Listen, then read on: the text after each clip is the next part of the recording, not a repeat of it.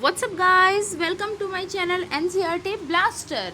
आज हम लोग क्लास 9 का हिस्ट्री का फर्स्ट चैप्टर स्टार्ट करने वाले हैं, द फ्रेंच रिवॉल्यूशन। ठीक है, कौन सा? The French revolution. देखो क्या है कि ये चैप्टर बहुत ज़्यादा इम्पॉर्टेंट भी है और साथ में बहुत ही ज़्यादा लेंथी भी है। तो इस चैप्टर को मैंने सोचा है कि अपन कुछ पार्ट्स में डिवाइड कर करके पढ़ेंगे, जिससे आप लोगों को बहुत ज़्यादा बोरिंग भी ना रहे और हमारा अच्छे तरीके से चैप्टर कंप्लीट हो जाए। और सिंस ये क्लास 9th है, आप लोगों को थोड़ा सा हाई पड़ेगा, तो इसलिए आप लोग जो एनसीईआरटी की बुक है ना, उसको line by line word to word पढ़ते जाओ और फिर जो भी डाउट्स आते हैं वो कमेंट सेक्शन में लिखो, ताकि हम लोग उसको क्लियर कर सके, जिससे आपका बेस स्ट्रांग हो। ठीक है। और एक और चीज़, ये फ्रेंच रिवॉल्यूशन का कुछ पार्ट जो है, जब आप नेक्स्ट ईयर 10th क्लास में जाएंगे तो भी आपको मिलने वाला है। ठीक है, तो इसलिए आप इसको बहुत अच्छे से पढ़ो। चलो आगे बढ़ते हैं। ठीक है, देखो मैं क्या लाइन बाय लाइन आपको पढ़ाने वाली हूँ और आप लोग मेरे साथ कोऑपरेट करो। अभी जो हम लोग पढ़ेंगे ना, वो रहेगा ओवरव्यू। ओवरव्यू मतलब एक सिनेरियो चल रहा है। ठीक है, एक प्लेस है, वहाँ पे एक सिनेरियो चल रहा है, एक सीनरी चल रही है। जैसे कभी कभी आप मॉर्निंग में गार्डन में चले जाओ तो देखोगे कुछ जॉगिंग करेंगे, कोई एक्सरसाइज करेंगे, कोई हंस रहा है, कोई प्राणायाम कर रहा है। तो ये क्या होता है, वहाँ का सिनेरियो होता है, सीन होता है। उसी तरीके से एक जगह की नज़ारे की और सिनेरियो की बात कर रहे हैं। कहाँ की? फ्रेंच की। फ्रेंच में एक प्लेस है, देखो कैसा चल रहा है वहाँ पे। ऑन द मॉर्निंग ऑफ 14 जुलाई 1789। ठीक है, कौन सा डेट क्या है भाई इसका? मॉर्निंग है। और कौन सा डे है? 14 जुलाई 1789। The city of Paris, which city of Paris was in a state of alarm. ठीक है, उस दिन क्या हुआ था? 14 जुलाई 1789 को पेरिस में क्या था? एक अलार्म लाइक कंडीशन थी, मतलब बहुत ही ज़्यादा चहल पहल हो रहा था। The king had commanded troops to move into the city. King ने ट्रूप्स मतलब आर्मी को ऑर्डर दिया था, कमांड किया था कि आप सिटीज़ में चले जाओ। जैसे इमरजेंसी लगता है तो होता है ना, बिल्कुल वैसे ही। Rumour spread that he would soon order the army to open fire upon the citizens. Rumours ये फैल रहे थे, रूमर्स मतलब होता है अफवाह। अफवाह फैल रहे थे कि किंग ने ऑर्डर दिया है अपनी आर्मी को कि वो सिटीजन्स के ऊपर फायर करे, मतलब कि गोलियां चलाएं। ठीक है। Some 7,000 men and women gathered in front of town hall and decided to form people's militia। ठीक है, अप्रोक्स कितने मैन एंड वुमेन? अप्रोक्स जो है आपके 7,000 मैन एंड वुमेन ने क्या डिसाइड किया? इन्होंने डिसाइड किया कि ये लोग जो है कहाँ पे गैदर हो जाएंगे, इकट्ठे हो जाएंगे, टाउन हॉल के सामने गैदर हो जाएंगे, इकट्ठे हो जाएंगे। और इन लोगों ने क्या सोचा? इन लोगों ने एक पीपल्स मिलिशिया फॉर्म करने का सोचा। ठीक है, पीपल्स मिलिशिया, ये जो आप देख रहे हो ना, पीपल्स मिलिशिया क्या होता है? Militia is a kind of army और ग्रुप ऑफ पीपल। ठीक है, they broke into a number of government building they broke into a number of government buildings in search of arms। ठीक है, तो ये लोग क्या हुए? इन लोग 7,000 लोग एक जगह गैदर हुए, फिर अलग अलग ग्रुप्स में अलग अलग गवर्नमेंट बिल्डिंग्स में चले गए थे। ठीक है, finally a group of several hundred people marched towards the eastern part of city and stormed the fortress prison. ठीक है, और कुछ लोगों ने क्या किया था? एक ग्रुप ने, जिसमें सेवरल हंड्रेड्स मतलब कुछ हंड्रेड्स लोग थे। ठीक है, 200, 300, 500, कुछ हंड्रेड्स में लोग थे। वो लोग क्या किए? वो लोग जो है ईस्टर्न साइड में गए। कहाँ पर गए थे? ईस्टर्न पार्ट में गए थे कंट्री के। ये सब आप मार्क करते हुए चलो अपनी बुक में। और साथ में उन लोगों ने किसको स्टॉर्म कर दिया था? किसमें हमला बोल दिया था? फोर्ट्रेस प्रिजन में। एक जेल है फोर्ट्रेस प्रिजन, वहाँ पर जाके इन्होंने हमला बोला था। और वो कौन सी जगह पे है? ठीक है, द बेस्टाइल, मतलब फोर्ट्रेस प्रिजन कहाँ पे? बेस्टाइल में। ये रहा बेस्टाइल आपका। ये सब मार्क करना, ये नाम आगे काम आएंगे। ठीक है, अभी हम क्या देख रहे हैं? एक ओवरव्यू देख रहे हैं कि क्या चल रहा है। बहुत सारे लोग गैदर्ड हुए हैं, अफवाह फैल रही है कि किंग जो है वो गोलियां चला देगा। ये सब क्यों हो रहा है, कैसे हो रहा है, कहाँ पे हो रहा है, ये सब आपकी स्टोरी में दिया हुआ है। अभी बस ये समझो कि ओवरव्यू में क्या दिखा रहा है। ठीक है, where they hope to find hoarded ammunition. ठीक है, उन लोगों ने क्या किया था कि जो भी कैदी लोग थे उनको रिहा कर दिया था। And in the armed fight that followed the commander of the Bastille was killed and prisoners released. ठीक है, इसमें क्या हुआ था? बेस्टाइल का जो कमांडर था वो क्या हो गया था? Commander of the Bastille was killed. ठीक है, एंड द प्रिजनर्स रिलीज्ड दो देर वर ओनली 7 ऑफ देम। ठीक है, हालांकि वहाँ पे सिर्फ 7 प्रिजनर्स थे, वो सब भी रिलीज हो गए थे। ठीक है, Yet the Bastille was hated by all because it stood for the despotic power of the king.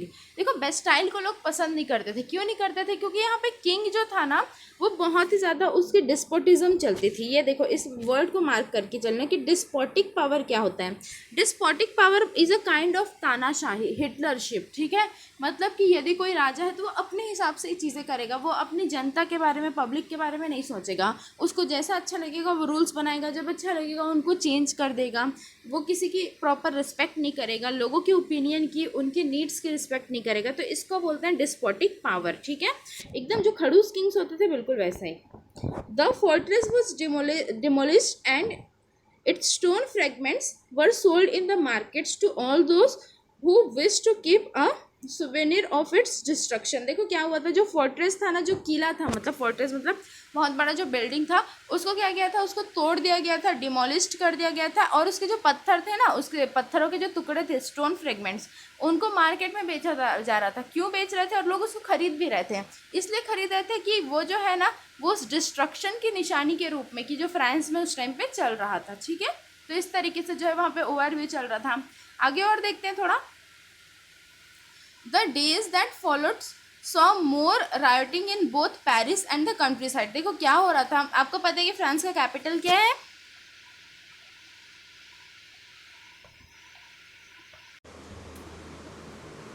तो आप सबको पता ही है कि फ्रांस का कैपिटल क्या है। फ्रांस का जो कैपिटल है वो है आपका पेरिस, ठीक है। तो ये जो चल रहा था, रायोटिंग चल रही थी। रायोटिंग मतलब होता है बहुत ही ज़्यादा लोग इकट्ठे हो रहे हैं, ठीक है, मार धाड़ चल रहा है, हिंसा टाइप से, जैसे हमारे में दंगा बोलते हैं ना, दंगा, हाँ ये वर्ड सही रहेगा। दंगे चल रहे थे वहाँ पे पेरिस में भी, मतलब फ्रांस के कैपिटल में भी, और कंट्री साइड में भी, मतलब कंट्री के अंदर वाले एरियाज़ में भी, ठीक है। Most people were protesting against the high price of bread, ठीक है। ज़्यादातर लोग क्यों प्रोटेस्ट कर रहे थे, ये बहुत इंपॉर्टेंट है भाई आपका। Most people were protesting against the high price of bread. Bread मतलब देखो हमारे यहाँ जैसे रोटियाँ खाते हैं ना अपन, वो लोग क्या खाते हैं, बेसिकली ब्रेड खाते हैं, ठीक है। तो ये हो गया आपका इंपॉर्टेंट कि सब ज़्यादातर लोग क्यों प्रोटेस्ट कर रहे थे, ब्रेड के लिए कर रहे थे, क्योंकि भाई रोटियों का ही प्राइस इतना ज़्यादा राइज हो गया है, इतना ज़्यादा हाई हो गया है, तो हम खाएंगे क्या और जिएंगे कैसे। तो इसलिए लोग प्रोटेस्ट कर रहे थे। Much later when historians looked back upon this time they saw it as the beginning of chain of events that ultimately led to execution of king in the France. देखो क्या हुआ था, इस तरीके के सिनेरियो यहाँ पे चल रहे थे, और बाद में ये सब होने के बाद हिस्टोरियंस ने इस बारे में सोचा, तो उनको समझ आया कि ये जो था ना, ये सारा सिनेरियो जो चल रहा था, ये सीन जो चल रहा था, वो अल्टीमेटली किंग के एग्जीक्यूशन का टाइम, मतलब किंग्स के रूल्स का ख़त्म होने का टाइम आ चुका था। दो most people at the time did not anticipate this outcome. लेकिन लोगों ने सोचा नहीं था कि इस तरीके का कोई आउटकम निकलेगा जो फ्रांस रिवॉल्यूशन के बाद निकला था। How and why did happen, ये कैसे हुआ और क्यों हुआ, आगे हम लोग देखते हैं, ठीक है। देखो ओवरव्यू जो है उसमें से कुछ वर्ड्स है जो आपको ध्यान में रखने हैं, जो बाद में काम भी आएगा। लेकिन अच्छा ये रहे, ये इस तरीके के सीन्स थे, बहुत सारे लोग, ये जो आप पिक्चर देख पा रहे हो ना, फिगर 1, इस तरीके के सीन्स चल रहे थे। यहाँ पे जो फोर्ट्रेस था उसको घेरा गया था, और यहाँ पे लोग रिवॉल्ट कर रहे हैं, ऐसे ही बहुत दंगे टाइप की सिचुएशन थी, कर्फ्यू लाइक, ठीक है। तो अब देखो हम लोग यहाँ पर से जो है हमारा मेन चैप्टर स्टार्ट होता है, इसको अपन line by line part wise पढ़ते जाएंगे। ओवरव्यू आप लोग ध्यान में रखना कि कैसी चीज़ें चल रही थी, आगे आपको सब कुछ समझ आ जाएगा, ठीक है। तो सबसे पहला हमारा क्या है, French society during the late 18th century, ठीक है। अच्छा आपको ये बात तो पता होगी कि 18th सेंचुरी मतलब 1800 समथिंग नहीं होता, 18th सेंचुरी मतलब 1700 समथिंग होता है, ठीक है। जैसे अभी हम 2000s में जी रहे हैं, अभी 2020 चल रहा है, अगले साल 2021 आएगा, लेकिन हम इसको 21वीं सदी बोलते हैं ना, 21st सेंचुरी बोलते हैं। इसी तरीके से 18th सेंचुरी मतलब 1700 कुछ ईयर्स होगा, जैसे इसमें 1774, कहीं 1789, तो ये सब दिया हुआ है, ठीक है। आगे चलते हैं फिर।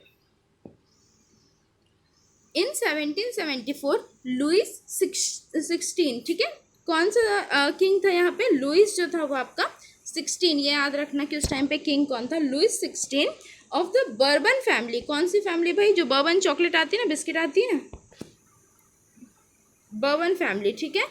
ये जो था In 1774, Louis XVI of the Bourbon family of kings ascended the throne of France. तो ये कहाँ पे आया था, ये गद्दी में बैठ गया था, इसका राज्य तिलक हो गया था, इसने इसकी ओथ सेरेमनी हो गई थी. He was 20 years old and married to the Austrian princess Marie Antoinette. इसकी उम्र क्या थी भाई, ये 20 years old था और इसकी शादी किससे हुई थी, एक ऑस्ट्रिया की प्रिंसेस से हुई थी. ठीक है, ऑस्ट्रिया भी एक कंट्री आप जानते हो, तो ऑस्ट्रिया की प्रिंसेस से हुई थी, मैरी एंटोनी से. ठीक है, तो लुइस 16 कौन सी फैमिली का था भाई, बर्बन फैमिली का था, ये याद रखना बाद में काम आएगा. और इसका नाम क्या था, जो किंग था इस टाइम पे फ्रेंच रिवॉल्यूशन के टाइम पे, उसका जो है नाम था वो था लुइस 16. ठीक है, लुइस 16 नाम था. चलो आगे चलते हैं. और इसकी शादी हुई थी मैरी एंटोनी से. Upon his accession the new king found an empty treasure. इसके बाद फिर क्या होता, जब ये राजा बना तो इसने क्या पाया, इसका जो ट्रेजर था, ट्रेजरी थी, मतलब इसकी जो तिजोरी थी ना वो खाली थी. मतलब इन लोगों के पास जो है पैसे खत्म हो गए थे, ये राजा लोगों के पास, किंग लोगों के पास. अब इसका क्या रीज़न है, long years of war had drained the financial resources of France. देखो बहुत टाइम से फ्रांस में क्या चल रहा था, वॉर चलता था, कभी किसी और कंट्रीज़ के साथ, तो कभी किसी और कॉन्टिनेंट के साथ, तो कभी किसी और एरिया के साथ. इसकी वजह से फ्रांस की जो ट्रेजरी थी, जो उनकी तिजोरी थी, उनका खजाना था, वो खाली हो गया था. और इसके अलावा क्या हो रहा था, इसके साथ ही added to this was the cost of maintaining an extravagant court at the immense place of Versailles. इसके अलावा इनका जो पैलेस था, ठीक है, पैलेस मतलब बहुत ही बड़ा पैलेस था, उसमें बहुत सारे ऑफिसर्स काम करते थे, उनके कोर्ट में बहुत सारे लोग थे, तो उन सबको जो है मेंटेन करने के लिए भी पैसे लगते थे. तो और इनका जो पैलेस था वो कहाँ पर था, वर्साई में था. ठीक है, इस वर्ड को प्रोनाउंशिएट करते हैं वर्साई, इसको आप लोग ध्यान में रखना. तो कहाँ पर था, वर्साई में था इनका पैलेस, और उसको भी मेंटेन करने का कॉस्ट लगता था. तो इस तरीके से जो किंग था ना, उसके पास पैसे की कमी थी. रहने का तो भाई राजा ही था, लुइस 16 नाम था, बर्बन फैमिली का था, ऑस्ट्रियन प्रिंसेस से उसकी शादी हुई थी. उसके बावजूद क्या हो रहा था, अभी थोड़ा सा पागल दिवालिया टाइप से हालत होती जा रही थी. ठीक है, चलो अंदर चलते हैं. क्यों हो रहा था, क्योंकि वॉर की वजह से और अपने कोर्ट को, अपने पैलेस को मेंटेन करने की वजह से इनके पास पैसे ख़त्म होते जा रहे थे. Under this Louis 16 France help the. अच्छा, इसके अलावा जो इम्पॉर्टेंट है उसको याद रखना आप लोग, मैं हमें मार्क करवा दे रही हूँ. आगे जो अपन लाइन पढ़ेंगे ना वो इम्पॉर्टेंट है. ठीक है, यहाँ से, ठीक है, ये अंडर से लेके जो है आपका यहाँ तक के क्या लिखा हुआ है इसमें, under Louis 16 France help the 13 American colonies. How many American colonies, 13 American colonies to gain their independence from the common enemy Britain. ठीक है, देखो क्या चल रहा था उस टाइम पे, ब्रिटेन जो था वो हमेशा से बहुत ज़्यादा पावरफुल रहा है. आपको पता है कि इंडिया भी ब्रिटेन के अंडर में रहा है, बहुत टाइम तक की कॉलोनियल रूल रहा है. तो इसी तरीके से जो अमेरिका था ना, उसके भी 13 स्टेट्स जो थे वो किसके अंडर में थे, ब्रिटेन के अंडर में थे. और फ्रांस भी, मतलब फ्रांस ने क्या किया था, अमेरिका का हेल्प किया था ब्रिटेन से अमेरिका को आज़ाद करवाने में, क्योंकि ब्रिटेन जो था वो फ्रांस और अमेरिका दोनों का ही कॉमन एनिमी था. ठीक है, कॉमन दुश्मन था. तो इस वजह से क्या है, उसमें भी अब हेल्प किया था, तो कुछ सेना वेना भेजना पड़ा होगा, आर्मी भेजना पड़ा होगा, और उसमें भी क्या हुए थे कि पैसे देने पड़े थे उसको. तो इस तरीके से क्या हो रहा था कि किंग जो है वो कंगाल होता जा रहा था धीरे धीरे. ठीक है, तो ये आपसे क्वेश्चन आ सकता है कि कितने अमेरिकन कॉलोनीज़ को फ्रांस ने ब्रिटेन से फ्री करवाने में हेल्प की थी. तो 13 अमेरिकन कॉलोनीज़ को. या ब्रिटेन एंड अमेरिका का कॉमन एनिमी कौन था, सॉरी, फ्रांस एंड अमेरिका का कॉमन एनिमी कौन था, तो वो था आपका ब्रिटेन. ठीक है, आगे चलते हैं. The war added more than $1 billion livres to a डेब्ट that had already risen to more than 2 billion livres. ठीक है, देखो क्या था, लिवर्स, ये जो आपका लिखा हुआ है ना, LIVRES, लिवरस. ठीक है, एक्चुअली में ये लिवरस है. तो ये क्या होती थी, एक करेंसी होती थी. जैसे कि डॉलर एक करेंसी है, रुपया एक करेंसी है, टका एक करेंसी है, इसी तरीके से लिवरस भी क्या होती थी, एक करेंसी थी. तो इनके पास जो है, किंग के पास, बर्बन के पास, ये लुइस 16, ठीक है, जो बर्बन फैमिली का था, इसके पास $1 बिलियन, $1 बिलियन का लोन और चढ़ गया, जबकि इसके पास पहले से ही 2 बिलियन लिवरेज का, सॉरी यार, लिवरेज. ठीक है, इनके पास जो, एक बार मैं फिर से क्लियर करती हूँ, फिर मेरे से ही मिस्टेक हो गई है. जो फ्रांस के जो किंग है लुइस 16, उनके सर पे बोल सकते हो, या उनके ऊपर 1 बिलियन लिवरेज का लोन और ज़्यादा चढ़ गया, जबकि उनके पास पहले से 2 बिलियन लिवरेज का लोन था. ठीक है, तो इस तरीके से क्या होता है, वो डेप्ट में चल दे रहे थे. डेप्ट मतलब होता है लोन या उधारी में चल दे रहे थे. Landers who gave the state credit now began to charge 10% interest on loans। अच्छा, और जो lenders थे, मनी lenders मतलब कि जो कि किंग को लोन दिया करते थे, वो लोग अब उनसे कितने परसेंट चार्ज कर रहे थे इंटरेस्ट का, तो वो लोग उनसे अब 10% ले रहे थे। ठीक है, 10% इंटरेस्ट ले रहे थे। तो इस तरीके से उनकी हालत बहुत ख़राब हो गई थी। So the French government was obliged to spend an increasing percentage of its budget on interest payments alone। तो इस वजह से क्या हो रहा था कि जो फ्रेंच की जो गवर्नमेंट थी, मतलब जो राजा था, उस टाइम पे मोनार्की थी, किंग्स रूल थी, तो उनको क्या होता था, बहुत सारा तो उनको पैसा जो है उनके बजट का लोन पेमेंट में निकालना पड़ता था। ठीक है, to meet its regular expenses such as the cost of maintaining an army, the court, running government offices और universities, the state was forced on increasing taxes। देखो अब क्या हुआ था कि अब किंग था, उसको क्या है कि लोन में बहुत ज़्यादा चला गया था, वो उसके पास ओवरऑल 3 बिलियन लिवरेज के जो थे लोन हो गए थे, उसको 10% इंटरेस्ट रेट भी देना पड़ रहा था, और साथ में उसको अपने रेगुलर जो एक्सपेंसेस थे, जो रेगुलर खर्चा होता है देश का, वो तो करना ही था, जैसे कि जो है अपनी आर्मी मेंटेन करनी थी। ठीक है, क्या क्या मेंटेन करनी थी, उसके जो रेगुलर एक्सपेंसेस थे वो थे, एक उसको अपनी आर्मी मेंटेन करनी थी, द कोर्ट, उसका कोर्ट मेंटेन करना था, रनिंग गवर्नमेंट में जो भी ऑफिसर्स होते थे, गवर्नमेंट के जो भी खर्चे होते थे वो देखना था। ठीक है, और यूनिवर्सिटीज़ जहाँ पे लोग जाके पढ़ाई करते थे, तो जहाँ पे पढ़ते थे लोग, यूनिवर्सिटीज़, उसको भी देखना था। तो इन सारी चीज़ों को जो है मेंटेन करने के लिए किंग को क्या करना पड़ा था, किंग को जो है मतलब कि जो है अपना क्या था, उस टाइम पे किंग जो था बर्बन था। ठीक है, मतलब बर्बन फैमिली का लुइस 16 था, उसको टैक्सेस इंक्रीज़ करने पड़े थे, टैक्सेस को बढ़ाना पड़ गया था। ठीक है, चलो आगे चलते हैं हम लोग।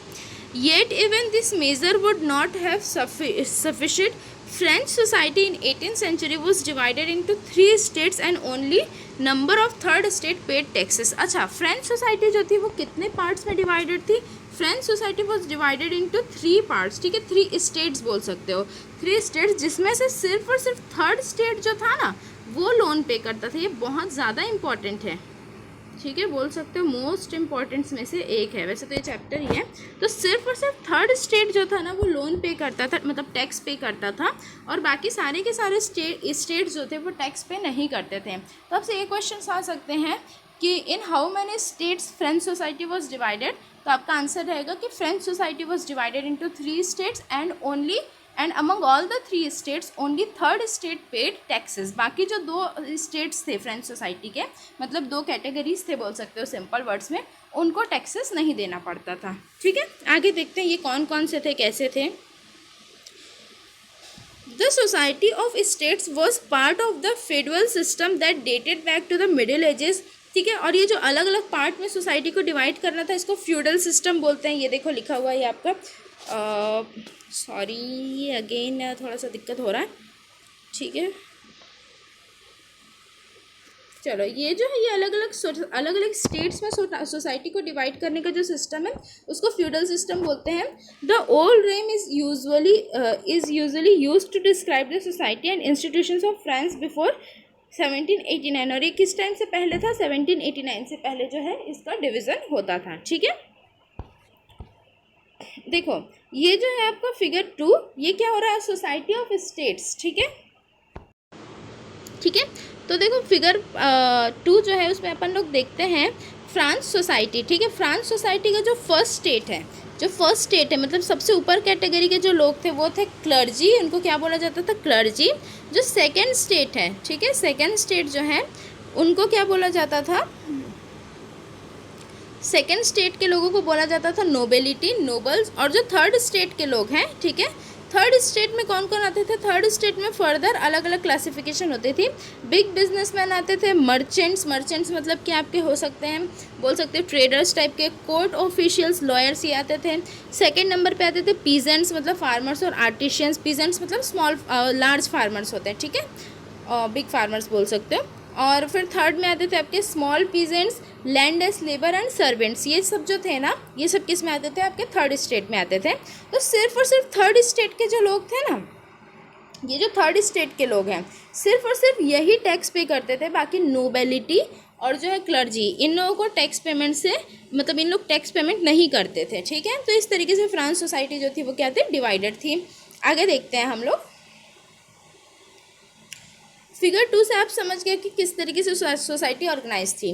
Peasants made up about 90% of the population, ठीक है, ये भी एक इंपॉर्टेंट चीज़ हो गई कि पीजेंट्स जो थे उनकी पॉपुलेशन कितनी थी, तो पीजेंट्स जो थे उनकी फ्रांस में पॉपुलेशन थी अप्रॉक्स 90%, कितनी थी, अप्रॉक्स 90%, मतलब 90% लोग जो थे वो सिर्फ और सिर्फ पीजेंट्स थे। और पीजेंट्स आपको पता है कि थर्ड स्टेट के थे तो उनको जो है टैक्स देना पड़ता था। However only a small number of them own the land they cultivated, हालांकि सिर्फ और सिर्फ कुछ ही लोगों के पास अपना खुद का लैंड होता था जिसमें वो लोग कल्टिवेशन करते थे, खेती करते थे। About 60% of the land was owned by nobles, the church and the richer number of third state. देखो क्या था, about 60% of land was owned by noble, ठीक है, 60% लैंड किसके होते थे, उसमें से नोबल्स के होते थे। नोबल्स मतलब ऐसे लोग जो किंग की फैमिली से होते थे, ठीक है, या किंग्स के रिलेटिव्स होते थे। क्लर्जी मतलब जो चर्च के लोग होते थे, उनकी लैंग्वेज में उनके प्रीस्ट होते थे, जैसे हमारे यहाँ पे है ना ब्राह्मण क्षत्रिय, उसी तरीके से उनके यहाँ पे क्लर्जी नोबल्स थे, ठीक है। And other richer members of third state, और साथ में कुछ रिचर जो मेंबर्स होते थे थर्ड स्टेट के, उनके पास भी कुछ हिस्से में लैंड्स होते थे, ठीक है। सबसे ज़्यादा नोबल्स और चर्च के पास ही होते थे। The members of the first two state, that is clergy and nobility, enjoyed certain privileges by birth। देखो ये भी बहुत इंपॉर्टेंट है, ठीक, ये चैप्टर हम लोग थोड़ा स्लो करेंगे लेकिन बहुत अच्छे से करेंगे। इसको अगेन मैं बहुत इंपॉर्टेंट मार्क करती हूँ, ये भी आपको भी अपनी बुक में इसको इंपॉर्टेंट ही मार्क करना है। एंड देन आप लोग जो है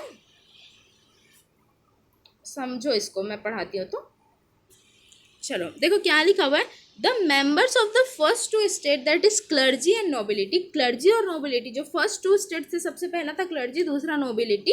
क्लर्जी मतलब चर्च वाले जो लोग थे, प्रीस्ट वगैरह थे, जो चर्च से रिलेटेड पीपल होते थे। नोबिलिटी मतलब किंग या किंग के फैमिली से रिलेटेड लोग, या जो किंग के रिलेटिव्स वगैरह होगा, ये सब। इंजॉयड सर्टन प्रिविलेजेस, वो कुछ प्रिविलेजेस मतलब सुविधाएं जो है उसको इंजॉय करते थे, उनको मिलती थी बाय बर्थ, मतलब इनको बाय बर्थ ही जो है कुछ अलग से सुविधाएं दी जाती थी, ठीक है। इनके यहाँ ऐसा नहीं था, कॉन्स्टिट्यूशनल पोस्ट नहीं था, यहाँ पे ऐसा था कि जो किंग की फैमिली में से है वो चाहे कितना भी बेवकूफ़ क्यों ना हो, उसको कुछ ना कुछ सुविधाएं मिलेंगी ही मिलेंगी, या जो क्लर्जी है या जो नोबल्स है उनको, ठीक है। The most important of these was, इनमें से क्या क्या था, exemption from paying taxes to the state, इनको जो है स्टेट जो था, मतलब ये क्लर्जी और नोबल्स में जो भी पैदा होते थे उनको टैक्स नहीं देना पड़ता था, वो टैक्स देने से बच जाते थे। इन प्रिविलेजेस को जो है अपन मार्क कर लेते हैं 1 2 3 4 करके, ये हो गया आपका 1। Second, the nobles further enjoyed feudal privileges, जो नोबल्स थे उनको वापस से फीडुअल मिल जाता था, मतलब जो राजाओं को मिलता था। These included feudal dues which they extracted from the peasants, feudal मतलब होता है जिससे आप टैक्स भी कलेक्ट कर सको, इस तरीके की पावर्स होती है जो अलग अलग लेवल पे डिवाइडेड होती है, तो उनको पीजेंट से टैक्सेस मिलते थे। Peasants were obliged to render services to the lord the work in his house and field, to serve in the army और participate in the building roads. देखो पीजेंट्स को क्या करना पड़ता था, ये जो फ्यूडुअल ड्यूज थी जो कि नोबल्स को मिलते थे उसमें पीजेंट्स के द्वारा दिए जाते थे, ठीक है। पीजेंट्स वर ऑब्लिग्ड मतलब compulsory to render services to the lord, मतलब कि इन लोगों को किंग को, लॉर्ड मतलब हो गया किंग आपका, ठीक है, तो इसको जो है पीजेंट्स को अपने किंग को सर्विसेज देना पड़ता था। To work in his house and field, उनके घरों में और उनके खेतों में काम करना पड़ता था। To serve in the army और to participate in building roads, उनको उनकी आर्मी में सर्व करना पड़ता था, या फिर रोड वगैरह बिल्ड करने में भी इन पीजेंट्स को काम करना पड़ता था यदि वो सही टाइम पे टैक्स नहीं दे पाते थे। तो इस तरीके से जो था फ्रांस सोसाइटी का कंडीशन था। एक काम करते हैं, वीडियो को बहुत ज़्यादा लंबा नहीं खींचते हैं, वीडियो यहीं पर ओवर करते हैं अभी, बाकी नेक्स्ट पार्ट में करेंगे, ठीक है।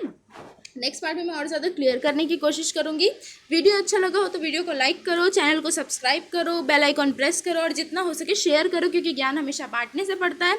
अच्छे से रहो, मस्त रहो, खूब इंजॉय करके पढ़ो, और जो भी डाउट्स आते हैं वो कमेंट सेक्शन में डालो। Good bye, tata, see you soon.